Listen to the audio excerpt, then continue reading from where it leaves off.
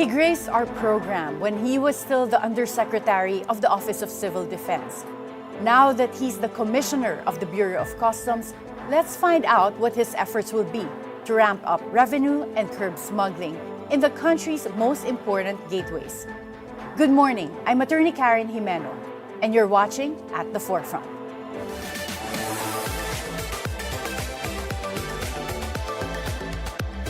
In one of the country's most critical revenue-generating and trade-regulating agencies, newly appointed Customs Commissioner Ariel Nepomuceno rolled out reforms aimed at transparency and stricter enforcement against smuggling.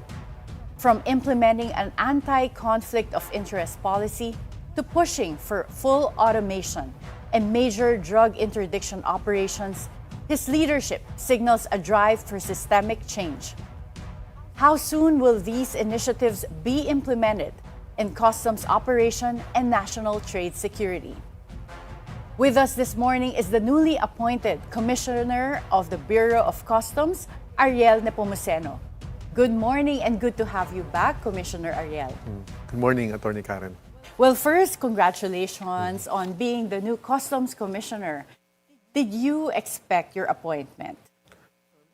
Not really, although every time that there's news or rumor that the Commissioner of Customs would be replaced, it's always that I'm always being part of that rumor that I'll be the new commissioner. So it's sort of not really expected, but it's always part of the news. So, but this time, I really wasn't really expecting it also.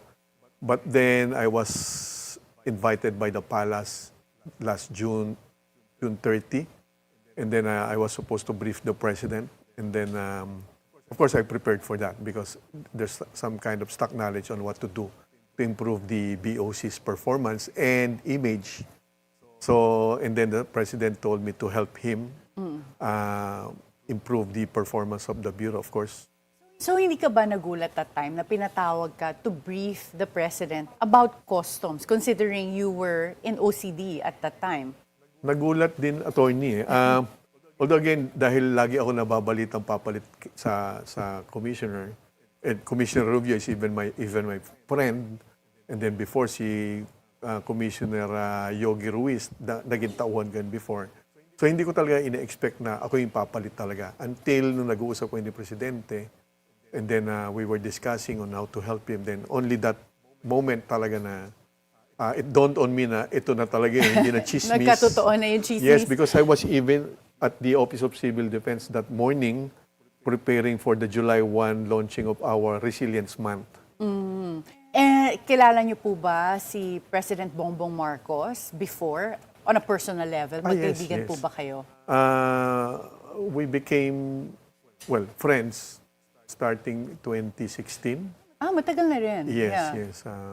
So we had some exchanges of what to do, but even the time he wasn't really preparing to become the president. We were just discussing a lot of things. Kinonsider niya pa nga minsan yung pagiging senador eh. So we know each other quite Okay, quite so nakaka-text long niyo rin po siya even before siya manalo as presidente? Nahiya ako eh. I don't really do that eh. Unless text patawag ka niya. ako talaga. Okay. I And don't do that. sinuport niyo po ba siya for the 2022 elections? Yes. Tsaka may alliance pa nun, di ba? Of course, we campaigned for him, for the unity team. So when he asked you to become the Customs Commissioner, was there any condition that you asked for na non-negotiable sa'yo for you to take this post? Hindi naman conditions, but I asked for his support dahil maraming vested interest that would be expected to be affected if I come in because I will really be serious in transforming the Bureau. So I'm glad that he committed that things that I believe would be able to help me succeed in the mission. And then meron din naman siyang binilin talaga, very clear. Number one, the collection should be much better and we must be able to hit the target set by the finance team, the economic team of the government. And second, binili niya talaga yung good governance. Of course, I committed that I'll do my best. May sinet po ba siyang amount when it comes to the target? Because last Yes. year, the collection was about I think it was around 916 billion pesos Yes. from the customs. Yeah, malinaw. This year, ang adjusted target should be 958 billion. And then for next year, it should be 1.1 trillion pesos. Naku, pataas ang pataas. Is that Challenging. realistic?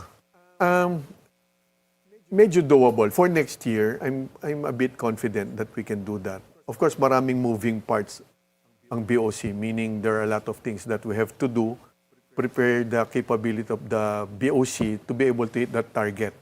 If we're able to do most of these moving parts, do that well, adjust them well, confident ako doon. But this year, dahil we will do all these remedies, best efforts ako dito. I cannot commit. Pero definitely we can improve the collections for the remaining part of the year. But in relation to the target this year, best efforts kami doon kasi August, lean month yan.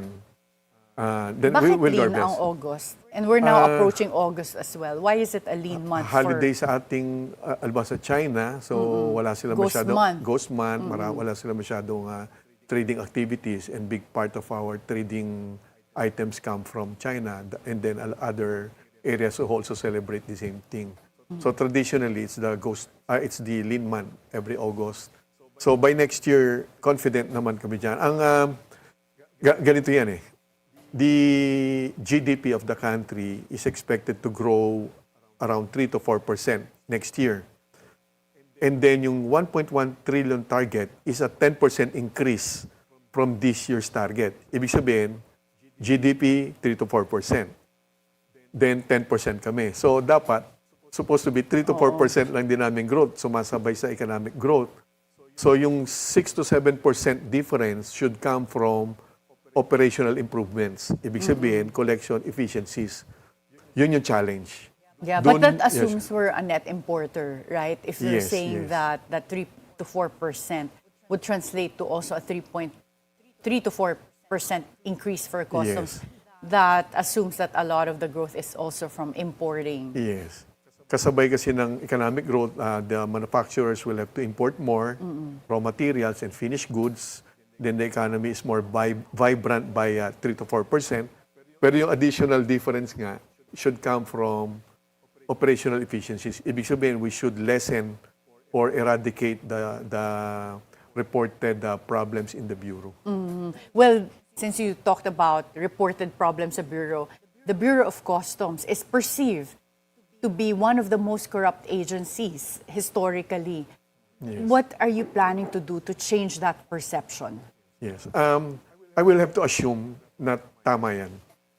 There's no point in denying that the problem exists. The mere fact that we are not able to collect based on the scientifically projected targets, we will have to assume na talaga may problema tayo. Frankly speaking, problema, for example, with corruption. Therefore, ang importante, how do we solve that? Ang backbone ng better performance, or call it reform or transformation, the backbone should be the digital solution, meaning the processes should be digitalized 100%, not 90%, 100%, meaning from the first stage of the submission of, ang tawag dyan, entries, yung mga importation documents sila, import documents, assessment, payments, dapat yan fully digitalized yan, integrated along with the other agencies para wala na talagang human intervention. Para kang pumunta ng ATM machine, you will just have to choose anong transaction gagawin mo without talking to a personnel of the bank. Ganon din dapat. And this is not being invented by us. We just have to adopt available technologies from abroad. Kung gugustuhin natin, magagawa naman yan. And I'm glad to report that when I mentioned this to the President, he is excited about it, and he also believes that it should be done. And this can be a legacy project of the President. So, gagawin natin yun. So, magpo-full digitalization po kayo? That's the target. That's the target. There was a cause of a delay before in the past leaderships of the customs when it comes to digitalization. And from what I understand, one of them is also the fact that the digitalization project that the World Bank supported, nagkaroon ng case. Yes. And kaya hindi raw nila mabid out pa rin after that. What is the status of that issue yung with respect to the World Bank dapat? Yes. And how do you plan to do the digitalization even if there's a pending case? Well, Attorney, the good news is we can already proceed. We can already move forward because the case has already been in the Supreme Court and then we study the case. Pwede na. The bottom line is pwede na, legally speaking. But what happened actually with that case, to be fair with the Bureau of Customs, the case, siyempre, legal issue, no? So that's beyond the control of the Bureau. During the time of Commissioner Sevilla, I think 2015, around the time, 2015, matino yan si Commissioner Sevilla is one of the very good commissioners that BOC had. Pinabid niya yan, fair and square, wala yung kalokohan, very transparent, somebody won. It's a joint venture between a local company and a foreign company. So, nanalo yun. However, for some reason, it was canceled by the next leadership. Then when it was canceled, of course, the winning bidder na nabigyan na ng notice of award, although wala pang notice to commence, that group sued BOC in court. Then nadrag yan. Kasi nakakuha yung winning bidder ng injunction, understandable naman yon. Because nanalo and then na-cancel. Yeah. So, lahat gagawin naman yon. So, nadrag yung case na yon, umabot hanggang Supreme Court. So, alam mo naman natin, ang cases sa Pilipinas, hindi mabilis ang resolution. Matagal ma-resolve. That's why by the time merong computerization program yung World Bank, it became a hindrance naman nung may kaso pa. Okay, kaya But we can move forward now. Yeah, that's good to hear. So, in what you can see, yung dating delay is not really a full resistance to computerization. I mean, we've had past leaderships na willing sana. So, are you confident na kaya matapos itong digitalization of customs before the term of President Bongbong Marcos ends in 2028? Well, what I can commit, attorneys, to make sure, and we will do that we will have a real transparent and competitive acquisition for the system to resolve finally, ultimately, this issue on processes being tampered with, therefore corruption yung pinag-uusapan. I can commit that it will be transparent and really competitive. What I cannot guarantee is, of course, yung mga injunction issues. Lalabanan namin yun, siyempre. And we will not be willing victims. Hindi kami papayag na basta magkaroon ng unreasonable TRO or injunction kung may matatalo. Because again, I will guarantee that this will be an open bidding, competitive bidding. Dahil it's high time, it's due time that we digitalize the processes of the BOC. Yes. And hindi ka ba nakakaramdam ng internal resistance? Because based on rumors, yan yung pinagkakakitaan yung mga examiners because they can view the cars in the containers or whether it's commodities and then value it at a lower rate. Tapos yung difference din sila kikita. Yung resistance, attorney, I will assume meron yan. But at least hindi yan open ipakikita sa akin, of course. But to be able to do a difficult reform agenda in the Bureau, medyo hindi ko na pinapansin yung resistance. We just have to move forward. If we will balance everything, wala tayong matatapos talaga. Not that I don't give importance to the views of other interest groups. I'm just focused on what should be done and we must do that. Siguro halo na rin nung medyo military Kailangan, background ma'am, nyo. Ready naman kami sa resistance. Hindi naman tayo modesty aside at hindi naman yung parang nananakot tayo. We are ready to do what we should do at yung unreasonable resistance, we will deal with that. Hindi po pwedeng mabait-mabait lang tayo sa BOC because of the huge problems of the country, not only BOC. We have to be firm on the program. And again, I committed that to President Bongbong that I will do this. And I really intend to do that. Yeah. What is this anti-conflict of interest policy that you also pushed for? Ganito, attorney, kasi. There are yung pwedeng tawagin na low-hanging fruits that we can immediately implement to improve the processes of the Bureau. During my first week, actually, ang inuna ko, yung suspension of the letter of authority being used to visit warehouses and car exchanges, yung mga ganyan, ano? Because of the reports naman yan, but I will investigate. Reports from the stakeholders na naaabuso yun ng BOC. So, sinuspend natin kaagad yan. Naabuso in a sense that nag-extort ng pera? That's the report. So, again, being the head of the agency, I will have to assume seriously, I will have to assume that there might be truth to that. Kaysa hindi ko aksyonan, it's better that we act immediately and then be proven wrong na wala naman palang kalokohan instead of the other way around. And then second week, that's what we did, yung pagbabawal sa mga taga-Bureau of Customs to be brokers themselves.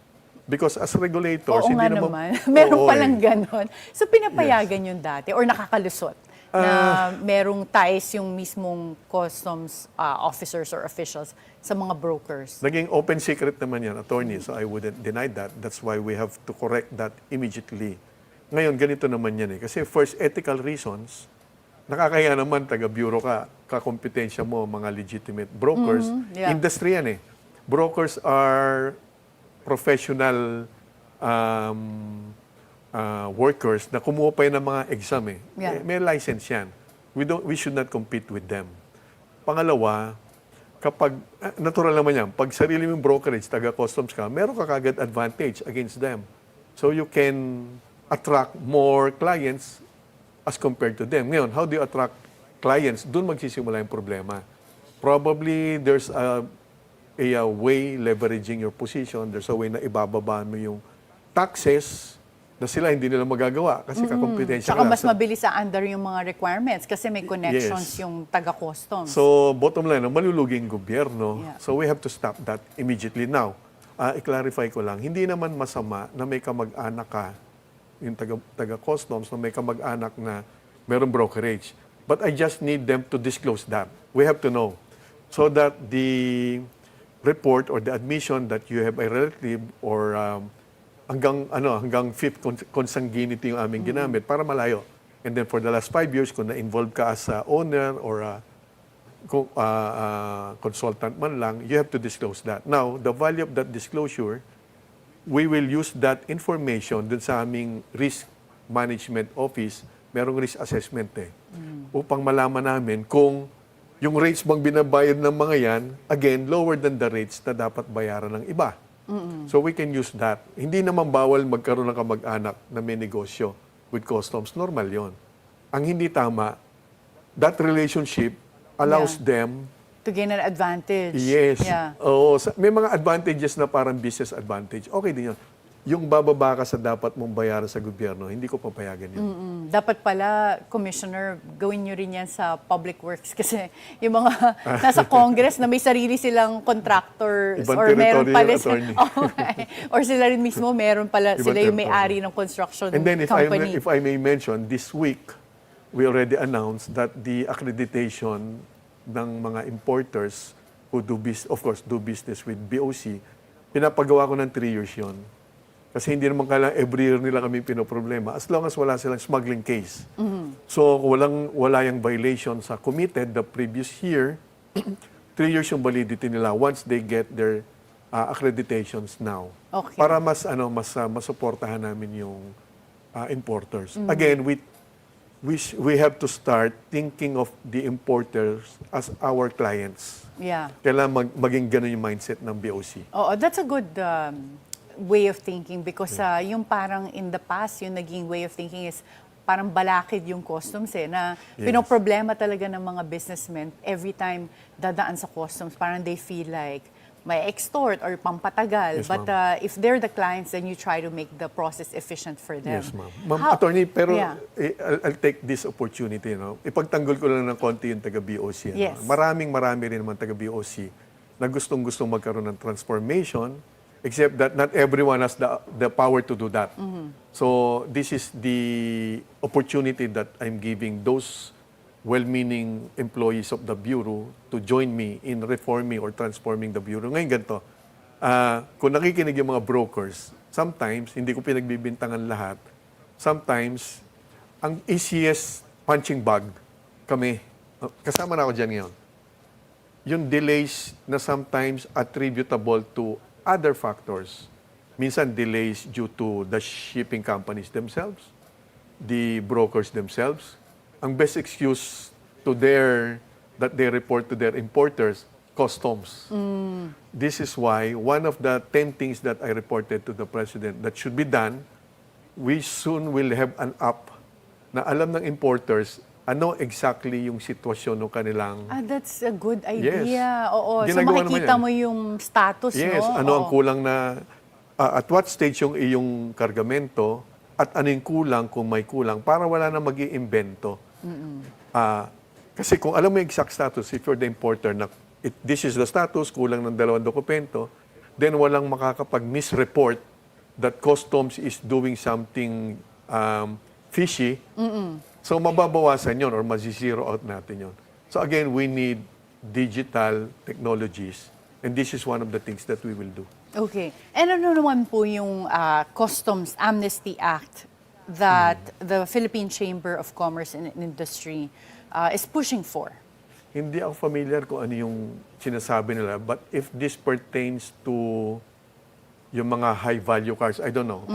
If I have yet to talk with the chamber, but again, for the last 2 weeks, I already reached out to the stakeholders, particularly with the Chinese chamber, to trace out what exactly do they worry about with the BOC. Then I reached out also with SINAG. SINAG represents the Mga agriculture naman, agricultural companies, sila yung mga hog raisers, poultry, para alam ko talaga eksakto. Because there are things that we can immediately resolve. Then there are some items that might need legislation. So sabay-sabay naming i-advocate yan or i-lobby yan. Ano? But yung kaya namin desisyonan sa BOC, especially my office, we can immediately do that. Yeah, okay. So ang alam ko lang with respect to poultry, is that yung nagkaroon kasi ng executive order on yung what you call yung mechanized and deboned chicken, yung mga ginagamit sa mga chicken nuggets or hot dogs, yung mga durug na. It has a lower tariff, but what a lot of importers do is they declare their chicken as yung mga deboned, yung mga mechanized na yung durug na chicken, and yet they bring in mga whole chicken so that they compete unfairly with our local poultry industry. But I think that has something to do with the examiners na iba yung declaration, di ba? Tama, attorney. I'll speak in generalities. Ganito yan. The usual way of avoiding payment of the right taxes or paying the right taxes and duties, yung tinatawag na misclassification. Yung misclassification, ganyan, chicken pa rin, pero kukunin mo yung lowest possible tax rate by declaring na hindi siya premium. Pareho din yan, attorney, dun sa pork. I-declare mo rin yung offal, kasi yung parang purtaba, then that will incur a 5% tax rate. Versus kung i-declare mo yan na prime. Ganon din sa chicken. So misclassification is one way of cheating the government. Another way is misdeclaration. Ibig sabihin, darating dito, for example, kagaya nung nangyari sa Subic, nasa report naman, instead na i-report mo yan na agricultural products, declare na sila, noodles, fish balls. So, misdeclaration, misclassification. But we know how to do that. Again, kailangan mag-digitalize kami. If I may explain, attorney, ang digitalization kasi ganito yan. Kung ano yung sinabit mo digitally or electronically, yun na yung dokumento na naka-report sa bureau, ang hirap ng i-override niyan along the way. So, ang overriding, meaning yung pagbabago, yung dudoktorin mo yung dokumento, it can happen along the way kung hindi digitalized.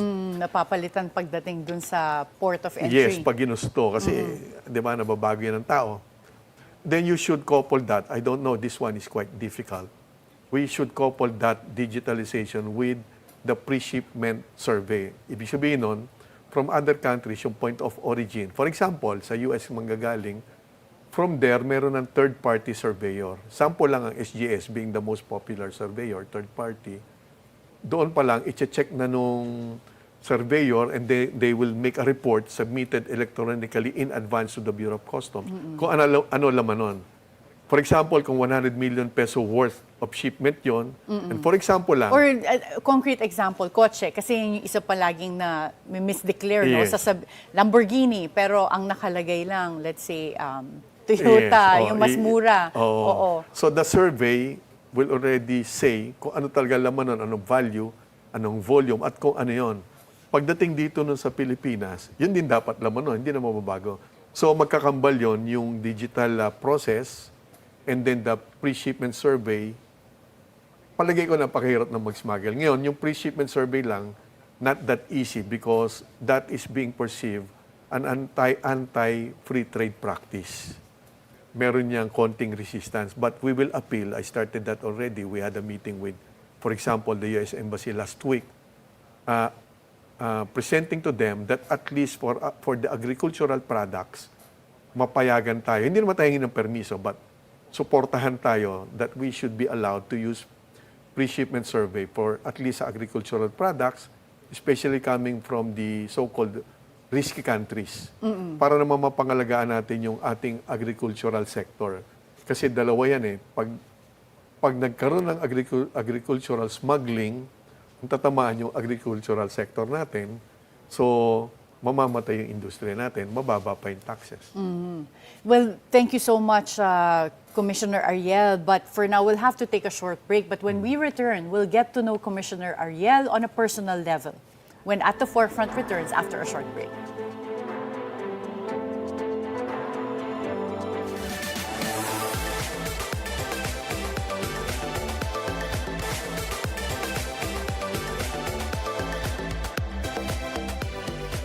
We're back at the forefront, and now we'll get to know you more at the personal level, Commissioner Ariel. So we'll be showing you photos, and in 30 seconds, give us a background of how they are relevant to you. So let's start with this. University of the Philippines. So you graduated from the University of the Philippines with a degree in history, magna cum laude. So can you share with us why you took up history and why you also took up law eventually? Yeah, actually, my first course was economics. And then may gulo kami nun I was working with the intelligence community. Then I got back. Di na ako makabalik sa economics, so I entered history. But both for the purpose of entering the College of Law. So it's a pre-law degree na I believe would prepare me well for the law studies. So out of curiosity, what do you mean by you were a member of the intelligence community? Pwede in na naman parang sabihin, nasa ISAP ako that time. So. Parang yung CIA natin sa Pilipinas. Yes. Of course, during UP days, dinideny ko yun. Pwede, Magagalit no? sa akin that as time. As a student, you were a working student. Yes, yes. And bakit hindi nyo po tinapos yung law? Since yun yung end goal nyo nung start. Oo nga eh. Actually, I took law twice and I took LAE twice. So, on my first attempt in 1990, so I had to work, triple work ako noon. It was really so taxing. So I decided to go on leave, then go back again. But I was able to go back much later in 2012 na. So I took the LAE again. Buti hindi ako bumagsak. But this time around, I was able to reach fourth year. But ang evening class kasi is 5 years. Yes. So naman, 1 year na lang. Oo nga eh. I feel bad also. But on my second attempt, fourth year with the third year standing, na-ambush naman yung kasama ko. So it became a security issue. Ako, hindi ako takot. As in kasama niyo po sa ISAF, not yung na-ambush? I was or already as in kaklase niyo sa law school? No, colleague ko sa deputy commissioner sa BOC na that time. I was deputy commissioner for enforcement that time. Actually, later we'll talk about that, your role as deputy commissioner. Pero nag-overlap pala yun. At the time that you became deputy commissioner of customs, nagloloko, yes. So I had to travel from BOC to UP, pabalik-balik. Hindi naman ako takot sa labanan talaga, modesty aside.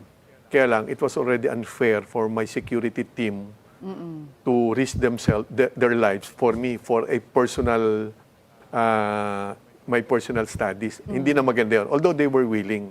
So nung na-ambush yung kasama ko si the late Deputy Commissioner Art La Chica, we concluded na I'm too exposed. I would be not an easy target, but a high-value target na delikado na yun. So ayoko na silang i-risko, unfair already. So I had to drop that dream of becoming a lawyer. Sayang naman. But Commissioner Ariel, talaga bang nangyayari yan sa customs na merong mga na-ambush because of the work that you do in customs? We have to assume that, attorney. Like last week, may nahuli kaming worth 750 million worth of drugs. Sigurado ako hindi natutuwa yung mga may-ari, di ba? So we have to take the safe assumption that we have to be careful na kung meron mang galit sa amin, it would not be easy. So, drugs, and we intend to do our job continuously. So we can assume that continuously may magagalit, hindi naman lahat matutuwa. And tatlo kasi, attorney, yung trabaho ng Bureau of Customs. Of course, number one will be the collection of taxes and duties.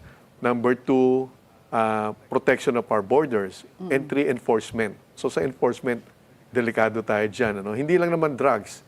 Even yung pag-export, for example, ng endangered species ng bansa, lahat yan binabantayan ng BOC. Sanay lang tayo dun tungkol sa collection of duties and taxes. Yeah. But saka masanay tayo sa issue ng smuggling. Yes. But even the exporting nga pala, no, yung mga bawal dapat ilabas sa country, kailangan nyo rin bantayan. Yes. And then the smugglers themselves, pag na-disappoint yan, siyempre, pwede rin magalit sa amin yan. So we have to be safe. We have to be careful. Well, totoo ba na ang isa sa mga notorious for smuggling luxury cars are politicians? And are you worried about any backlash if you crack down on that? Ganito, attorney. We will do our job. Hindi naman mayabang, but it's my sworn obligation. Kung sino man yung maapektuhan ng pagpapasok ng mga bawal na kargamento, including especially high-value cars, maraming sasamaan loob talaga. But I will do my job. If I may mention, ang biniling kasi talaga ni Pangulong Bongbong Marcos is we have to make sure that we collect the right duties and taxes from the following items. Unang-una niya binili yung agricultural products because he's very well concerned dun sa katayuan ng ating mga magsasaka. And then the biggest revenue driver will be the petroleum products. There can be a lot of improvements in this area. And then steel products, high-value cars, cigarettes, meaning tobacco and cigarettes. And then vapes, yung mga illegal vapes. So, in-itemize siya sa akin yung talagang bantayan. He's very serious with this. So, ako naman gagawin yung trabaho ko. Again, sana at least during my time, maglaylo muna sila dahil gagawin ko yung trabaho ko. Kung may magagalit, di natin maiwasan yun. Ganun talaga. But at least you have the training because you were also at some point with the PMA. Yes. You, Class 87 ako, ma'am. Class 87. Hinirang class. Mayabang yung hinirang. Ang galing, Because we have So you were 3 Medals of Valor awardees. Hindi ako yon, yung mga kaklase ko. kasama niyo si Colonel Ariel Nepomuceno? Hindi naman. Ibang Ako batch. yun. But, sorry, Ariel Kerubin. yes, Yeah. no, medyo senior sa akin si Sir Ariel. Okay, He's way ahead. Yeah. Ang Ang nagkaroon ng kabatch pangalan. mo is sila Senator Bato ba? Or He's sino? ahead of me by 1 year. Ang 1 year sumikat lang. sa amin, of course, si the former Chief PNP Gilor Eliasar, and then yes. si De Bolsinas, then the AFP Chief, si Medal of Valor namin yon, si Sobehana, General Sobehana, many more, but Oo. ito yung mga sikat Pero sa very amin. impressive, Commissioner. UP, magna cum laude kayo, and then nag-law rin, and then PMA as well. Let's look at the next picture. Ito naman yung hindi alam ng iba na nag-private sector din po kayo. So, Ma'am. can Kulang you kasi share with us? Kulang ang sweldo sa gobyerno. Kailangan So magbi-business can you share ka. with us, how were you able to adapt to managing businesses since you were with the Food Terminal Incorporated and also Avalon Pacific Power Corporation? Attorney, believer ako na yung kung anong meron ka, pagbutihan mo pa. No? So, alam ko na I have to catch up with a lot of management practices, principles, skills. So, I had to do a lot of readings. Iba yung training ng military, so iba yun. But there are a lot of skills and attitude and values being formed by the good training of the military school, in this case, PMA. Ano.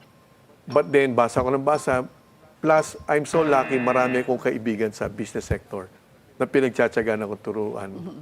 And then, I got inspired.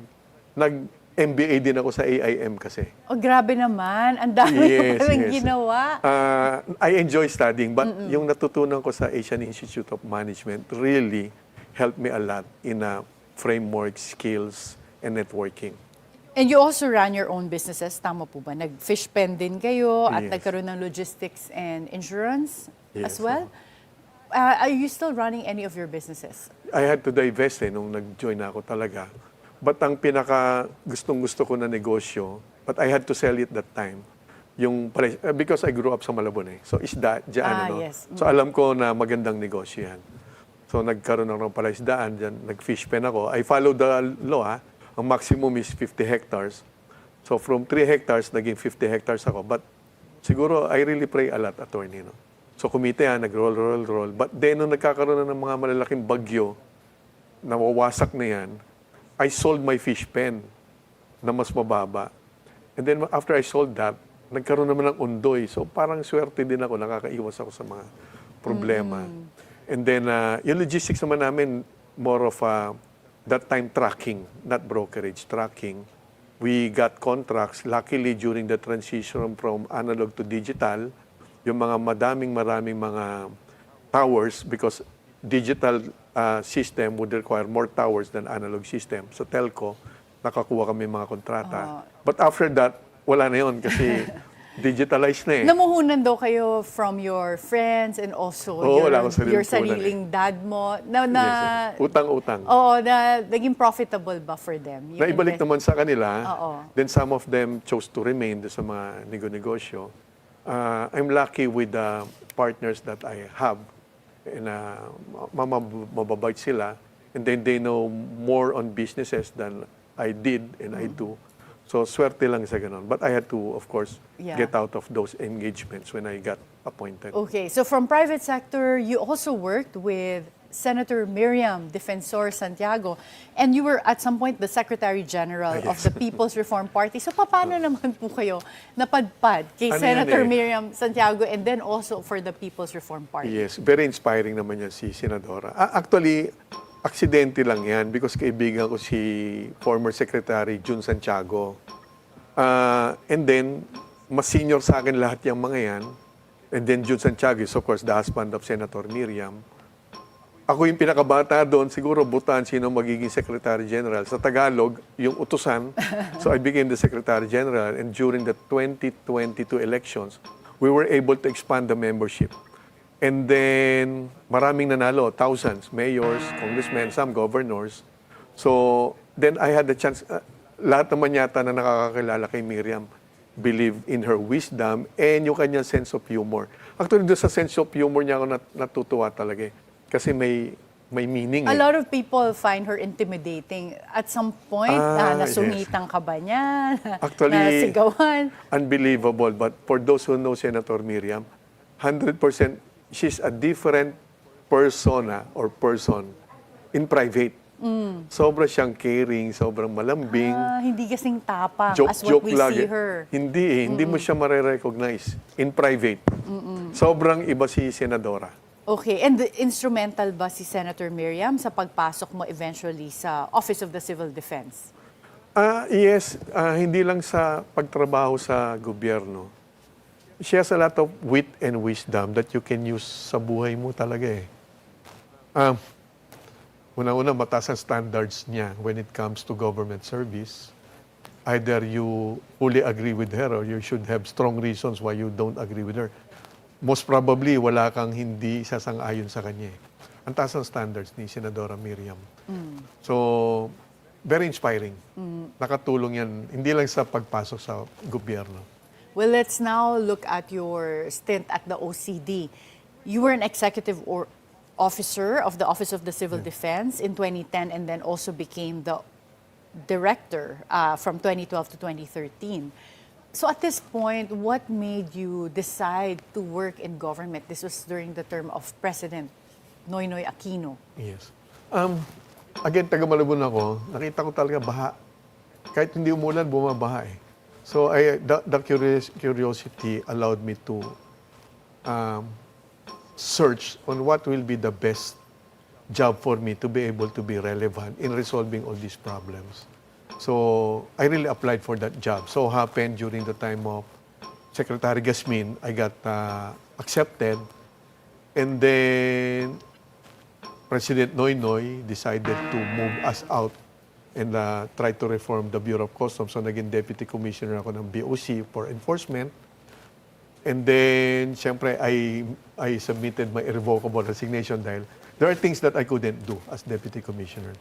Then, during President Bongbong's time, when he won in May 2022, I got invited to handle customs. But by that time, I was invited July 2022.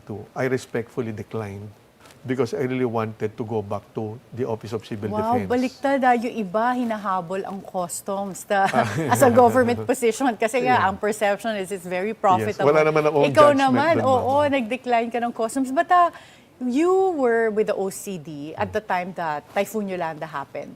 Is Wala that na ako correct? nun, Wala ma'am. na. Up to 2013. Yes. Nakaalis kayo before Yes, Yolanda before. happened. So I volunteered to join OCD again as administrator this time para magawa ko na yung mga dapat gawin as administrator. So yun yung mission ko which I hope nagawa ko a lot of those objectives. Of course, marami pa akong gustong gawin but When I you got were transferred again. Deputy Commissioner of the Enforcement Group of the Bureau of Customs for 4 years, from the 2013 to 2017, ano yung masasabi mong major reform that you were able to do at that time? Limited, ma'am, kasi I only had to reform my own Yung enforcement jurisdiction. lang. Oo. So, meron of course, modest aside, the institutionalization of a lot of processes within the enforcement group, nagawa naman yun. How to professionalize, improve the organization, to be serious with drug enforcement.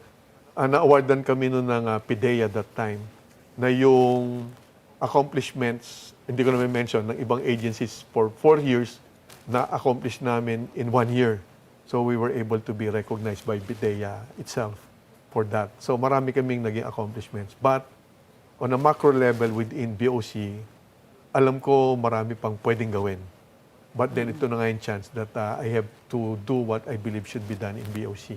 But with the customs, late in 2017, and this was already during President Duterte's time, you were appointed or promoted as Assistant Commissioner for the Post-Audit Clearance Group. But why did you resign in 2018? 2 reasons, ma'am. Una-una, as the Assistant Commissioner for Post-Clearance Audit would compel me to issue visiting yung mga letters na padadala namin and then audit them again. Hindi ko, well, in principle, gusto kong iwasan yun dahil ang paniniwala ko, nagbayad na sila dati sa Bureau of Customs and then guguluhin ko na naman sila. Something is quite off. Of course, there's a good way of doing that. But ayoko nung ganung mission. So that's one of the main 2 reasons why I got out. And second, talagang there are things na hindi ko naman magagawa as Assistant Commissioner. Mapoprostrate ka lang. So, no judgments. Yeah. But I just had to go out. Do we still have that system in place? Yung post-audit Yes, commission but, natin? as Are you na- planning to change that? Yes, that's one of the reasons why on my first week I suspended all LOAs to make sure that we have the right mechanism to ensure that we will only issue visitation instructions, LOAs, based on very good, compelling reasons para wag maabuso. And this time, ako lang pipirma. Oo. Para I'll be the one accountable. Hindi naman ako lang yung magaling, but gusto ako lang yung accountable at ako yung may judgment on when to use this power of the Bureau. Kasi matindi yung power na yon. We can revisit the documents, the payments done by any company for their last 5 years of transactions. Then kung meron pang presumption of fraud, up to 10 years yun. Yeah. That's a huge Parang power. sa BIR din, no? Yes. Kaya nakaka-stress nga yan lalo na for those that Yes. really are operating as legitimate businesses. Yes, pag hindi namin inangatan yun, pwedeng maabuso yun, then this will dampen the interest of the private sector to import more. Yeah. Tatamaan tayo nun. Well, next picture, you went back to private sector again, and this time, at some point, you became the chairman and CEO of the Malayan Pacific Power Holdings. Can you share with us in 30 seconds how you entered the energy sector? Bakit naman kayo napunta sa energy bigla? Kasi naging using renewable energy.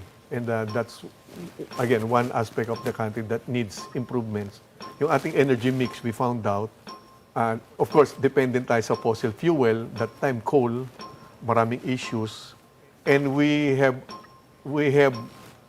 solar, geothermal, wind, abundant yan sa Pilipinas eh.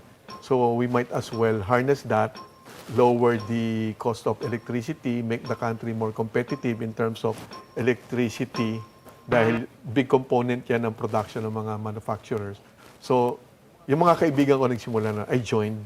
So, magandang mission din yun. Yeah. Well, it's already a lucrative position to be chairman and CEO of a private company.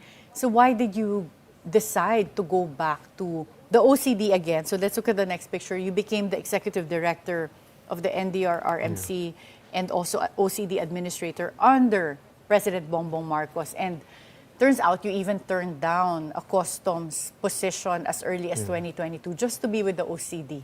Unang-una gusto kong tulungan si President Bongbong talaga. Maraming mga issues, but personally, I saw in him, mabait na tao si President Bongbong. Not perfect maybe, but mabait siyang tao. So I really want to help his administration succeed.